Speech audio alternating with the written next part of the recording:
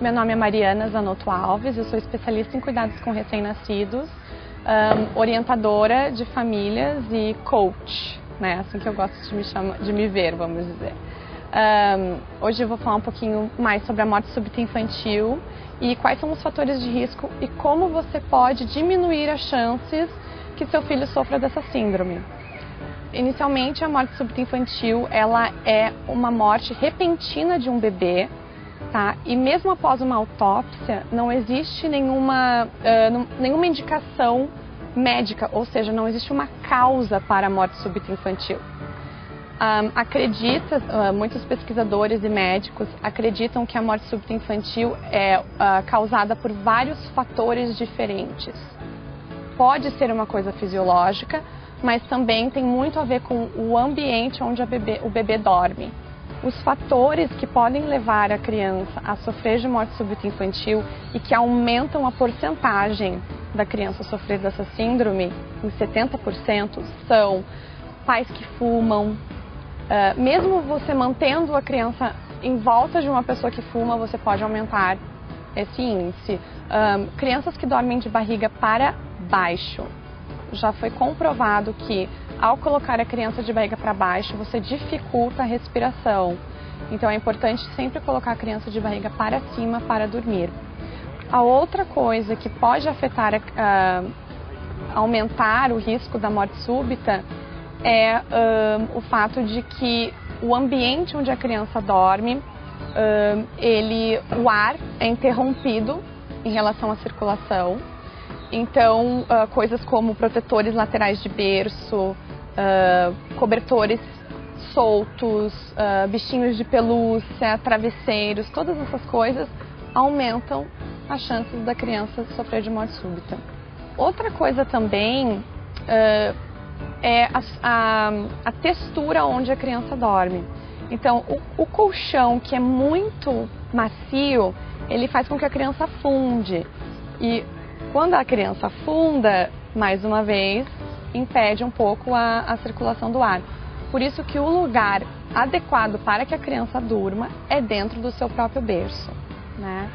Outra coisa que pode fazer com que a criança sofra de morte súbita é compartilhar a cama, né?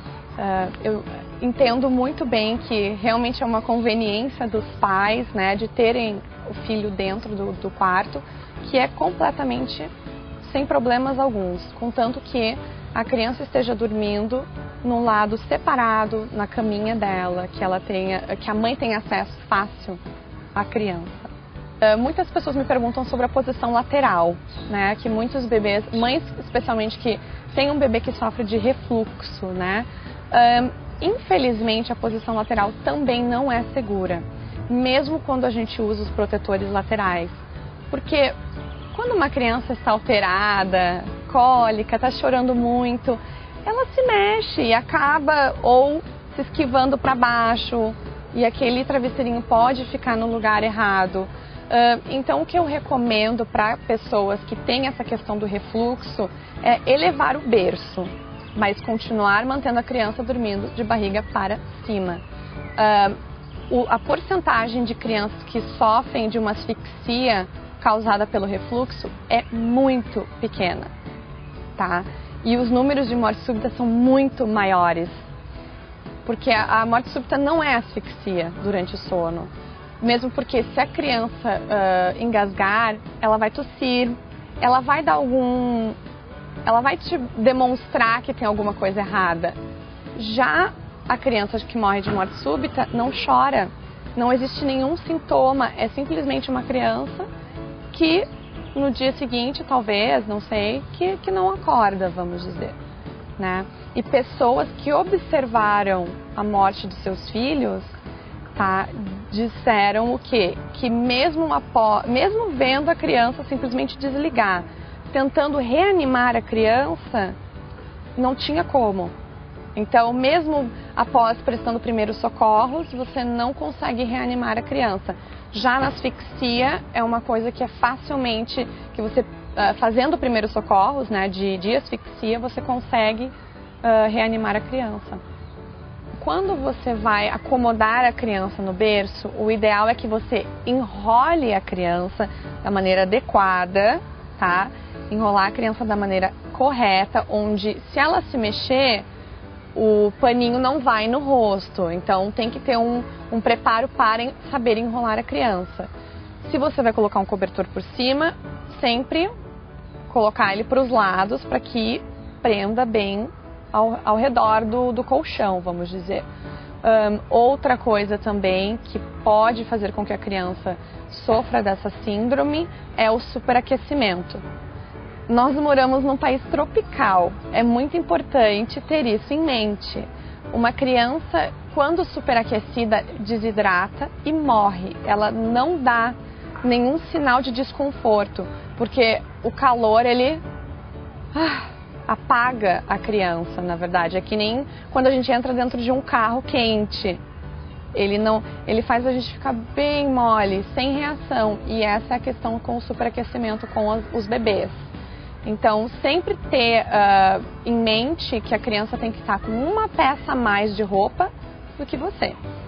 Então, se eu estou de calça jeans e uma blusa de manga curta, talvez a criança vai estar com um barezinho de manga comprida, uma calça comprida e meia.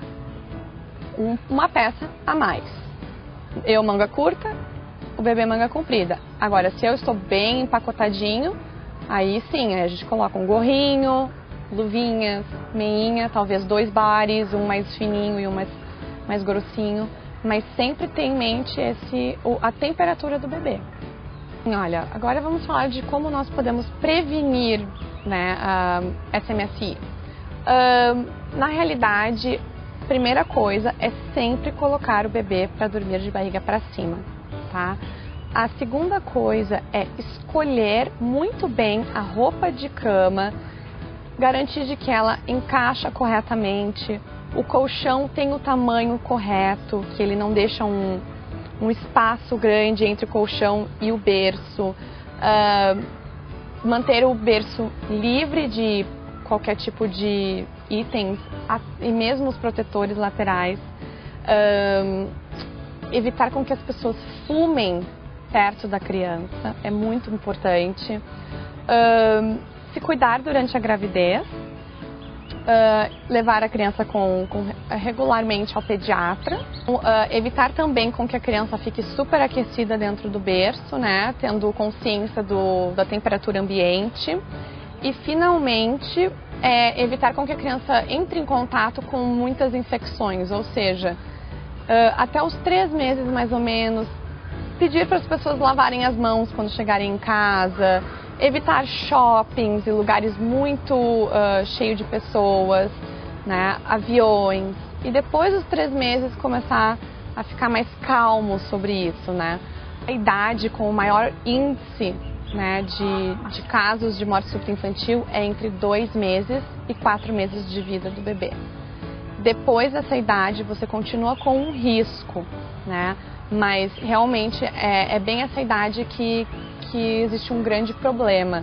Depois dessa idade, se o seu filhinho começar a dormir de barriga para baixo, naturalmente, é claro que a gente vai deixar, né? Também não precisa ficar a noite toda virando eles de barriga para cima. Mas tenha em mente o ambiente, né? Retire tudo de dentro para que, se ele fique naquela posição, ele consiga sair, né? Ficar bem. A conclusão de todas essas informações sobre a morte súbita é que não existe nenhum aviso de antemão e também não existe uma causa específica, né? Então, a melhor chance que você tem de prevenir a morte súbita é realmente seguindo os passos, né? E que você pode evitar em 70% essa síndrome.